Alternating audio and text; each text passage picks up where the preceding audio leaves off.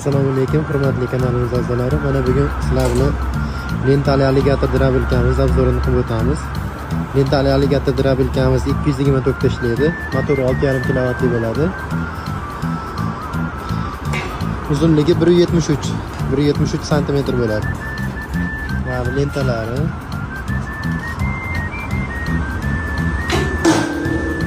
Mana bu ichki pichoqlari bu.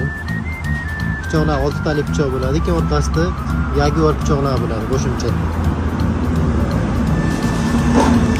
Skorlari ikkita skor bo'ladi. Bular